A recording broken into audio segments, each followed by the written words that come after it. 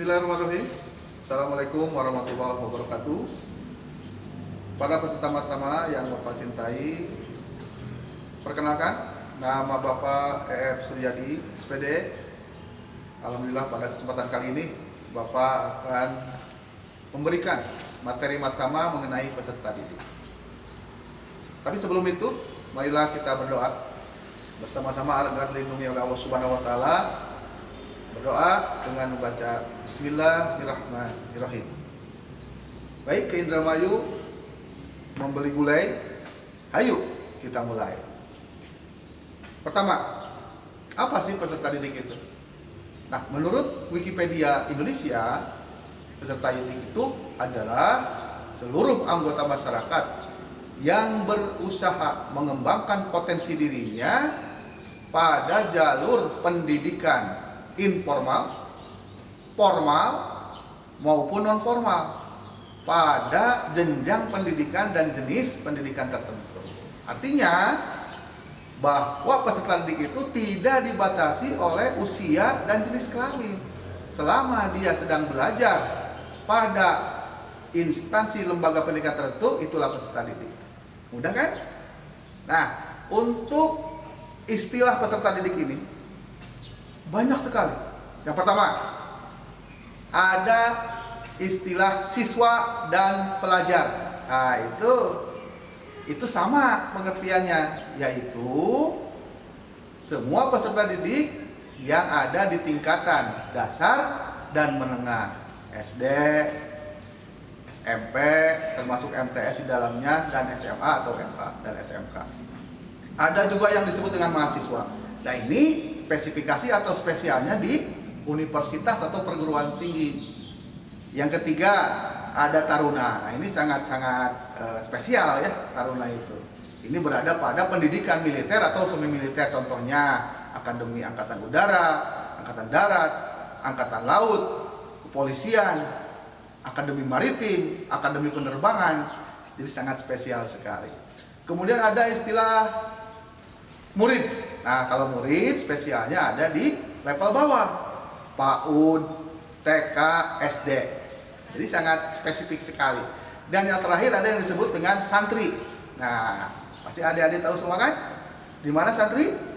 Iya benar, ada di pesantren. Jadi istilah peserta didik itu banyak, cuma yang membedakan adalah tempatnya saja. Nah, kemudian siapa yang bertanggung jawab untuk mengembangkan potensi diri selain diri kalian masing-masing dan orang tua di rumah? Kalau di sekolah, pertama, yang paling bertanggung jawab adalah pemangku kebijakan, yaitu kepala madrasah. Di MTS Satu Kuningan, kepala madrasahnya bernama Bapak Taufik Person MNC MPD. Dia orang Ciwarung. Kemudian ada pembina OSIS atau pembina kesiswaan, pembantu kepala madrasah bidang kesiswaan, yaitu Pak Toto Hidayat SPD dari Cilayung. Kemudian yang paling penting, ujung tombaknya, yaitu guru sebagai pembina di ekstrakurikuler masing-masing. Nanti kalian bisa mengikuti ekstrakurikuler yang ada di MTS Negeri 1 Kuningan. Yang terakhir, potensi apa saja sih yang bisa digali atau dikembangkan di MTS Negeri 1 Kuningan? Yang pertama, ada pasukan pengibar bendera atau Paskibra. Namanya Maharaja, yang sudah malang melintang di tingkat provinsi, terutama di tingkat kabupaten. Ini sering mulai kejuaraan. Yang kedua, yaitu potensi pramuka, Raja Muda Karana. Ini kita juga sudah bisa berbicara di tingkat kabupaten.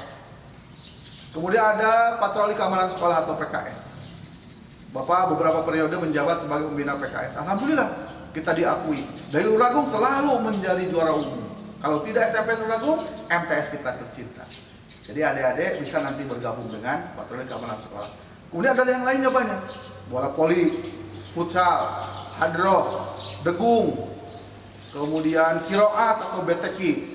Nanti kita bersama-sama untuk mengembangkan potensi kalian di MTS Negeri 1 Kuningan supaya bisa mencapai puncaknya, yaitu prestasi. Karena prestasi akan mengangkat nama baik diri kalian masing-masing, orang tua, lingkungan, dan sekolah. Ya, jadi jangan malu untuk mengembangkan potensi. Jangan ragu-ragu. Jika ragu, konsultasi dengan orang tua, guru, dan masyarakat yang lainnya yang kalian percayai. Nah, Bapak akan sedikit bercerita bagaimana menjadi peserta didik yang baik. Dulu ada seorang syekh atau guru mempunyai 12 orang murid.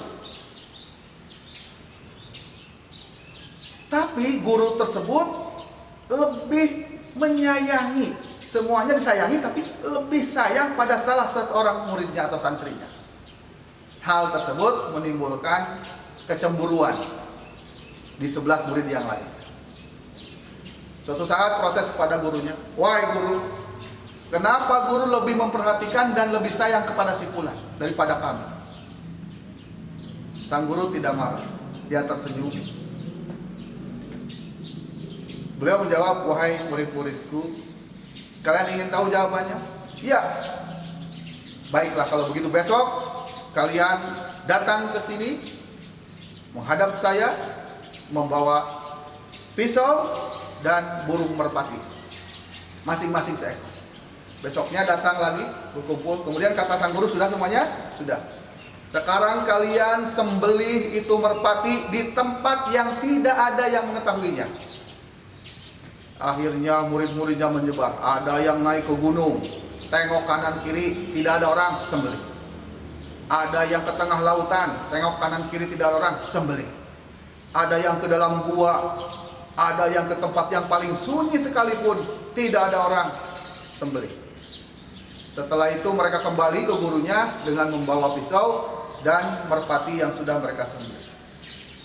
"Sudah, wahai muridku," kata sang guru. "Sudah, wahai guru."